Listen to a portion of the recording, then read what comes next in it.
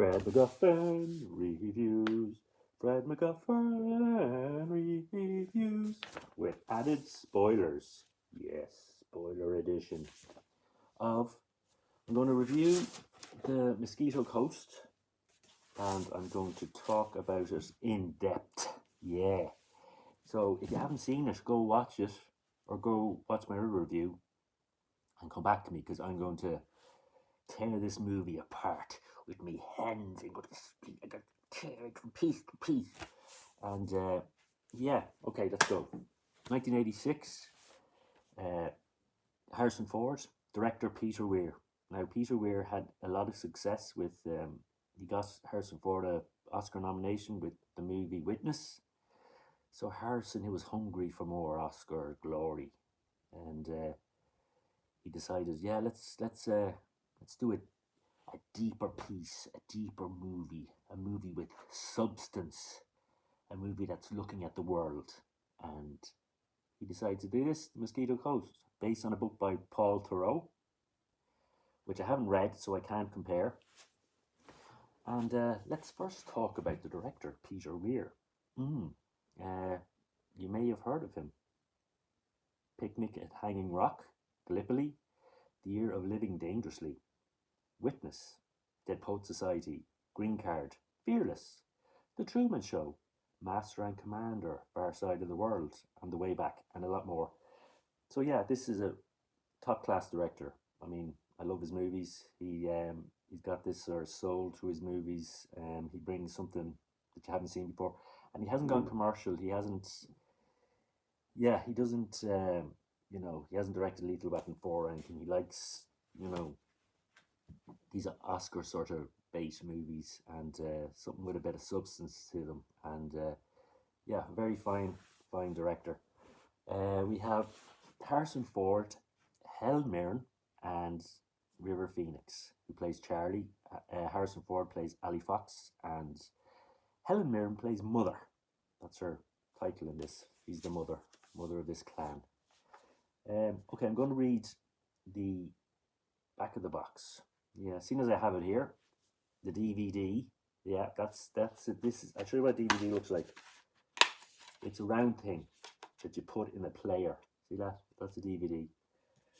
Yeah.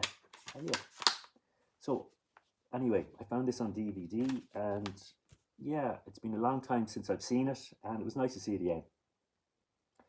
And I wanted to see, I didn't remember it as something particularly good, but it was nice to just, check it out again and just see all these actors together. And okay, let's read the back. Ali Fox is fed up with an America that buys junk, sells junk, eats junk. So with a mocking, "Goodbye, America, have a nice day," the brilliant inventor, 9 patents, 6 pending, leads his trusting wife and 4 children into the remote jungles of Central America to carve out a new society. After teaming on Witness, Harrison Ford and director Peter Weir, The Truman Show, reunite for this adventure about utopia going haywire. A movie icon for Star Wars, Han Solo, and Indiana Jones, Ford here explores the dark side of heroism and creates a spellbinding character from the pages of Paul Theroux's bestseller. Helen Mirren, Martha Plimpton, and the late River Phoenix co-star. So yeah, great cast. You've got a great director. So you got, Harrison Ford. I don't need to talk about Harrison Ford. Yeah, Indiana Jones, Han Solo. Yeah. You have Helen Mirren, who plays the Mammy, and she was in movies such as The Long Good Friday, Gosford Park, Hitchcock, Excalibur, Prime Suspect TV show, The Queen, Red 1 and 2, and yeah, Fast and Furious movies 8 and 9, and the TV show 1923, but she's back with Harrison in that show. The late River Phoenix plays Charlie, his son, and you may have seen him in Explorers, Stand By Me, Running on Empty, Indiana Jones and the Last Crusade, where he plays a younger Indiana Jones. I Love You to Death, My Own Private Idaho, and Sneakers. And very talented actor, the brother of Joaquin Phoenix, and yeah, taken too young. It's a big loss, big loss. Um, yeah, he could have been a younger version of Harrison Ford. I mean, he had that talent and star power definitely. Um, so yeah, we have a screenplay by Paul Schrader, and he's done screenplays for movies such as Taxi Driver, Rolling Thunder. He wrote American Gigolo, screenplay for Raging Bull, and the writer of Cat People. So yeah, very talented screenwriter, and he did the screenplays for this. So yes, you have an amazing cast. You have brilliant director, and for me, this movie didn't click for me. It didn't, and I don't. I think it was something to do with Harrison Ford's role in this. I don't know if it worked for me. Um, we usually see him, succeed and beat the bad guys, but the jungle basically is his enemy in this, and the people in the jungle who he meets, and yeah, he can't deal with that sort of aspect of jungle life. I'll just talk a bit more about that. Um, I'm going to give this, yeah, as I said, I'm going to give this a 2 out of 5. Um, yeah, I mean, it's nearly a 3 with the talent involved. Um, so yeah, 2.9, nearly a 3. We also have the director of photography, John Seal. He's an Australian DOP, and his movies are BMX Bandits, Witness, The Hitcher, Stakeout, Gorillas in the Mist, Rain Man, Dead Poet Society, The Firm, The English Patient, The Perfect Storm, Harry Potter and the Philosopher's Stone, and Mad Max Fury Road. So an amazing director of photography. We also have Maurice Jarre.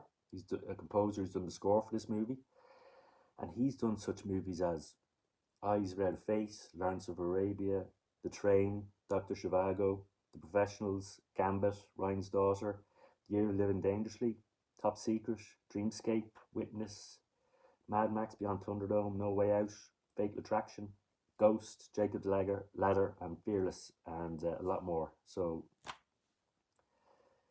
yeah, you have great talent here, great behind the scenes sort of talent, in front of the camera talent. I mean, yeah, it's a shame it didn't work. And yeah, for me, it was, yeah, he basically gets to the jungle. He wants to create his own little town with his own sort of, his own. He wants to use his ideas and his inventing skills to create. He creates this huge refrigeration machine that creates blocks of ice, which is impressive, seeing as he's in the jungle, and I don't know how he afforded it, because he doesn't look like he was a rich man. And he keeps spewing out these sort of problems he has with the modern world, and becomes a bit annoying, or Ali Fox at times, with his ideas about modern life. And yeah, so he wants to impress. He gets word of a tribe that is hard to find, that have never seen modern man, or have never seen ice. Yeah, that's his catchphrase. Uh, that's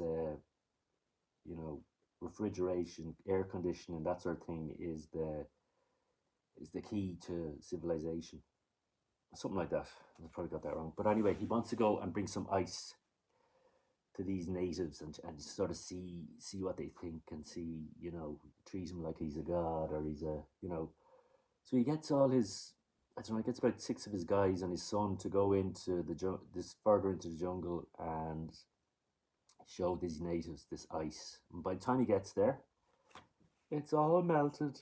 Yeah, can't get there fast enough. But while he's there at the village, he discovers that like a couple of mercenaries are there.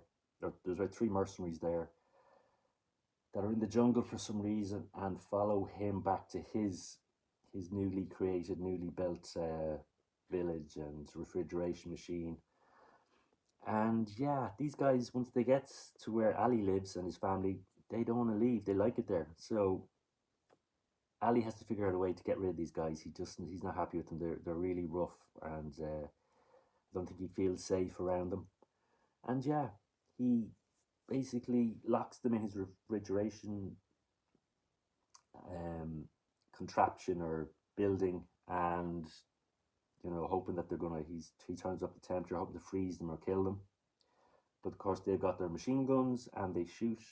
They shoot the building, and they're trying to get out, shoot doors, and the whole thing blows up.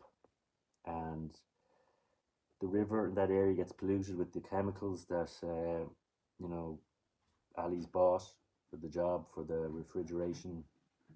So Ali's dream of creating a utopia and you know a sort of special place that he's happy with is destroyed. And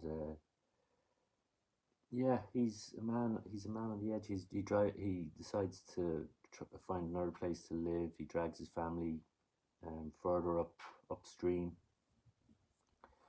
He can't live in the place that he's put so much work into. He can't live there anymore.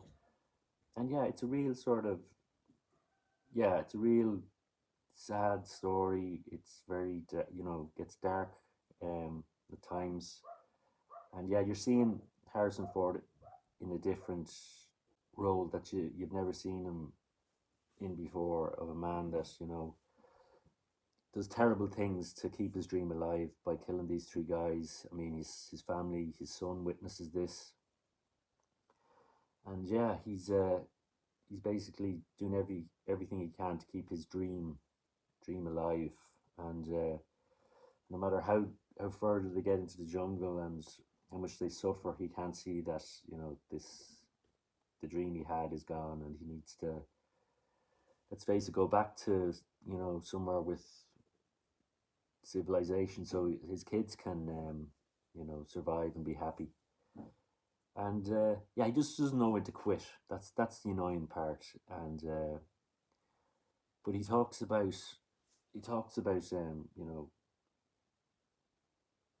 modern life and technology, and but he needs all this to build what he's built in the jungle. So yeah, um, so I suppose yeah, you just whatever he does, he can't escape the evils of the world, the evils of the modern world. And yeah, sad tale, um, but still worth a look if you're just to see um all this talent like Peter Weir and Helen Mirren. He does a great job in this. River Phoenix and Harrison Ford, and yeah, you've got oh yeah, another thing in this, there's also this preacher that sets up a church.